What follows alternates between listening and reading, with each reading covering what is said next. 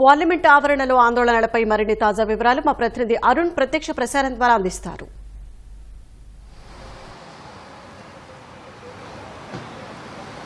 Thank you. Parliament ఆవరణలో ఈరోజు గందరగోళమైనటువంటి పరిస్థితులు చోటు చేసుకున్నాయి. అంబేద్కర్ సంబంధించినటువంటి వ్యవహారంలో అంబేద్కర్ పైన 2 రోజుల క్రితం రాజ్యసభలో జరిగినటువంటి చర్చ సందర్భంగా రాజ్యాంగం ఏర్పాటయ్యి 75 ఏళ్లు పూర్తయినటువంటి నేపథ్యంలో ఉభయ సభల్లో కేంద్ర ప్రభుత్వం ప్రత్యేకమైనటువంటి చర్చను ఏర్పాటు చేసింది. ఆ నేపథ్యంలో రాజ్యసభలో హోంమంత్రి అమిత్ షా మాట్లాడుతూ చేసినటువంటి వ్యాఖ్యల నేపథ్యంలో తీవ్రమైనటువంటి గందరగోళ పరిస్థితులు నెలకొన్నాయి.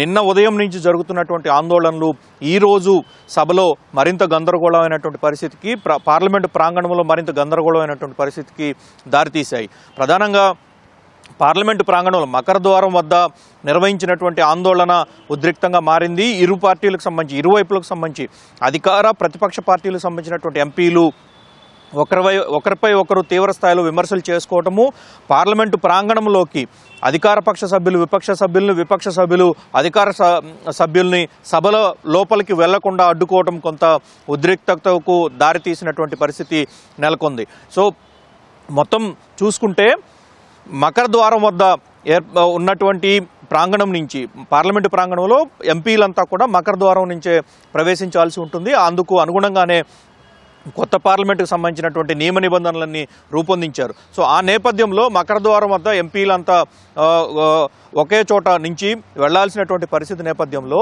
ఒకవైపు అధికార పక్ష సభ్యులు, మరోవైపు విపక్ష సభ్యులు ఇరువురు కూడా నినాదాలు చేస్తూ తీవ్రమైనటువంటి నిరసన వ్యక్తం చేశారు.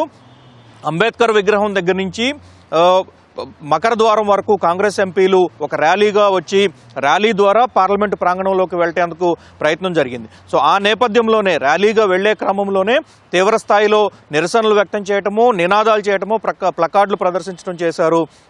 దీనికి వ్యతిరేకంగా అధికార పార్టీ సభ్యులు కూడా మకర ద్వారం వద్దనే ఒక లైన్గా నిలబడి పార్లమెంటు ప్రాంగణంలోకి వెళ్ళటానికి అవకాశం లేకుండా పార్లమెంటు విపక్ష సభ్యులను పూర్తి స్థాయిలో నియంత్రించేందుకు ఒక లైన్లుగా నిలబడి వారిని అడ్డుకునేటువంటి ప్రయత్నం చేశారు. ఈ నేపథ్యంలో మకర ద్వారంకు 2 వైపులా ఉన్నటువంటి గోడలెక్కి విపక్ష సభ్యులు తీవ్ర స్థాయిలో తమ నిరసనను వ్యక్తం చేశారు. అంబేద్కర్ ఫోటోలు పట్టుకొని అంబేద్కర్కు తీవ్ర స్థాయిలో అవమానం చేశారు. అంబేద్కర్ను అవమానించడం బీజేపీకి పరిపాటిగా మారింది అని చెప్పి నిరసనలు వ్యక్తం చేయడం జరిగింది. సో ఈ నిరసనల నేపథ్యంలోనే పార్లమెంటు ప్రాంగణంలోకి వెళ్ళేటువంటి క్రమంలో తీవ్రమైనటువంటి ఒత్తిడి, తీవ్రమైనటువంటి వ్యవహారం చోటు చేసుకుంది. రాహుల్ గాంధీ మిగతా సభ్యులంతా, విపక్షానికి సంబంధించినటువంటి సభ్యులంతా లోపలికి మకర ద్వారం నుంచి సభలోకి వెళ్ళేటువంటి క్రమంలో తోపులాట జరిగినట్లుగా అక్కడ ప్రత్యక్షంగా ఉన్నటువంటి ఎంపీలు కొంతమంది చెప్తూ ఉన్నటువంటి పరిస్థితి. ఆ నేపథ్యంలోనే ఈ తోపులాట జరిగినటువంటి క్రమంలో బీజేపీకి సంబంధించినటువంటి ఒరిస్సా ఎంపీ ప్రతాప్ సింగ్ సారంగి స్వల్ప గాయాలు పాలయ్యారు. ఆయన్ను వెనువెంటనే సహచర ఎంపీలు, టీడీపీ ఎంపీ అప్పలనాయుడు, మిగతా ఎంపీలు, అదేవిధంగా పార్లమెంటు సిబ్బంది హుటాహుటిన ఆర్ఎంఎల్ ఆసుపత్రికి, రామ్ మనోహర్ లోహియా ఆసుపత్రికి తరలించారు. సో ప్రస్తుతం ఆయనకి పరిస్థితి నిలకడగానే ఉంది, ఎలాంటి ఇబ్బంది లేదు అని చెప్పి వైద్యులు చెప్తున్నారు. ఆయనకు గాయాలైన చోట ట్రీట్మెంట్ జరుగుతున్నటువంటి పరిస్థితి తెలుస్తూ ఉంది. మరోవైపు సభలో కూడా గందరగోళమైనటువంటి పరిస్థితి నెలకొంది. లోక్సభ ప్రారంభం కావడంతోనే ఇరువైపులకు సంబంధించి ఇరుపక్షాలకు సంబంధించినటువంటి ఎంపీలు, అటు విపక్ష సభ్యులు, మరోవైపు అధికార పార్టీ సభ్యులు ఇరువురు కూడా అంబేద్కర్ ఫోటోలు పట్టుకోవడము, అంబేద్కర్ ఒకరిపై ఒకరు విమర్శలు చేసుకుంటూ విపక్షాలు అంబేద్కర్ను అవమానించాయని, ప్రతిపక్షాలు అంబేద్కర్ను అవమానించాయని చెప్పి అధికార పక్షాలు ఈ రకంగా ఇరువురు కూడా ప్లకార్డులు ప్రదర్శిస్తూ నినాదాలు చేయడంతో తీవ్రమైనటువంటి గందరగోళం నెలకొంది.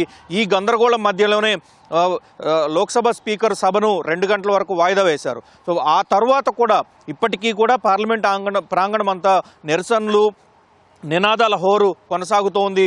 అధికార పార్టీ సభ్యులు, అదేవిధంగా విపక్ష పార్టీలకు సంబంధించినటువంటి ఎంపీలు ఇరువురు కూడా పార్లమెంటు ప్రాంగణంలో మకర ద్వారం వద్ద, మరోవైపు పాత పార్లమెంట్లోని గేట్ నెంబర్ 1 వద్ద 2 చోట్ల కూర్చొని తీవ్ర స్థాయిలో నిరసన వ్యక్తం చేస్తూ ఉన్నారు.